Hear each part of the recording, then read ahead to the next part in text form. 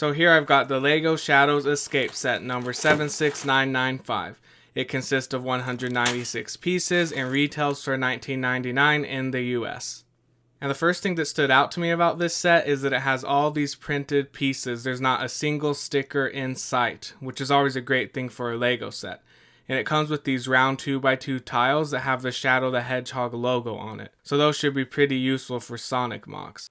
And the first step in the instructions is to put together the Shadow minifig, which is made up of the usual 3 pieces, the legs, torso, and head.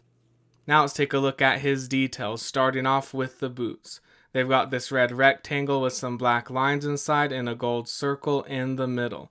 Then above that, there's this stripe of gold which should fully wrap around the legs, but unfortunately the printing is only on the front.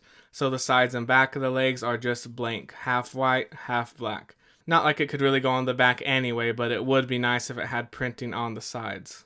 And there's another little red rectangle up here, which is like the top of his boot. Oh, and he also doesn't have that little red streak that should be on the side of his legs right here. Moving on to his back, we can see some spikes and his tail are printed right onto there, which I think was a good choice since it allows him to fit into more places like that. Like, they could have just made them as physical parts connected to the headpiece, but I think it looks great as it is. As for the front of the torso, it's mostly black, and of course we've got his white chest bush printed right onto there. He's also got some printing on the side of his arms here, starting off with the gold ring, which does not fully wrap around the arm, but as far as I can remember, I've never seen a LEGO minifig with a little printed detail like that going fully around the arm, so I think that's just something that they don't do. Actually, let's see if I can fit the one ring around his arm. Let me see. Looks like the hole is big enough, but let's find out if I can get his hand out. It's stuck in there pretty good. Alright, there it goes. Now, will it fit? Oh yeah, it does. It fits right on there perfectly. Let me put the hand back on. If you want your Shadow to have the rings on his wrist, just get 2 one rings and put them on like that. But of course it will limit the movement of his arms. You can't like fully go down to his side, but it actually looks alright like that. Then above the gold ring, he's got a red rectangle, which is like the end of his glove. And above that is a little red streak like the ones that should be on the side of his legs. So at least they put them on his arms. And I think the head looks really good. It's got all these huge spikes going back with the red markings on all 6 of them. And he's got color in his ears. He's got that little bit of red on top of his eyes. Though the white portion of the eyes on my Shadow are a little bit uneven. One of them is going slightly further down than the other. Now we're at the nose and mouth, which also look great. He's got the mouth printed right there on the left side of his face. So yeah, this is a really nice minifigure. Now let's get on to building the set.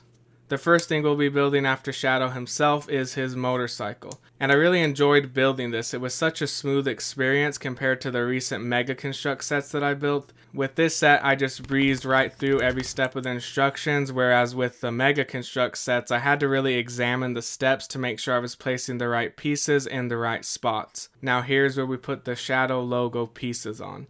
And because they're the exact same piece, the sides of the motorcycle won't be completely symmetrical. Next we've got this big thick tire for the back, and it hooks in just like this with the Technic pin, and it can pretty easily spin like this. Then we've got 2 of these flaps which cover up the tire back there. And here's the front tire to finish it all off. This one is a lot thinner and has red in the middle of it. It also doesn't spin as easily because it's really sandwiched between those 2 pieces. So if you try pushing it, the back tire will move, but the front one will just kind of slide along like that, stuck in place. Though, if you push down on the whole thing, you can get both to move, or you can just slightly pull these 2 pieces apart, which will allow the front tire to easily roll. Now that the motorcycle is complete, it's time to build the RhinoBot. And I really like this thing. He was pretty fun to build. I really like those little pyramid pieces on his head, which does have a bit of articulation. It could go up like that, or back into the neutral position that it's intended to be in. And yeah, he's got this giant hole in his back to hold this little Clucky in. And it's also the perfect size for Shadow to fit into. Then at the bottom here, he's got some black slopes which represent his tire. And I do feel like a more accurate RhinoBot could be made if it weren't for that giant hole. So maybe I'll look through my Lego and see if I can make some changes. So I got a few pieces from my collection and tried out this piece first, which covers it pretty well. The way it slopes up at the front here flows really nicely into the slope coming down over his head, but it kind of dips in the middle, and I didn't like how it ends so square and flat at the back. So I found something else that I think looks better. I took off the side right here and also this black 2x2 tile, and in place of that I put a 2x2 plate and then another one. And on top of the 2 plates I put a 2x2 brick before finishing it off with this slope piece at the very top. Now with the side panel back on, it gives him a more rounded off shape, which I think looks better. So there's an easy little modification to get rid of the hole. And I would like to add an actual tire onto him, but I'd have to like redesign the whole thing. And I just don't have time for that right now. So this little slope at the top is enough for me. Now for the little lab. It starts off with some red stairs, and then off to the side here we build this little function for Shadow to escape from the lab. Then on the back wall here, we've got this uniquely printed piece. It's got a little diagram of Shadow on there being monitored. So here's how it works. You put Shadow in there, connect the pod onto that piece, put this thing up, then push down on it right here.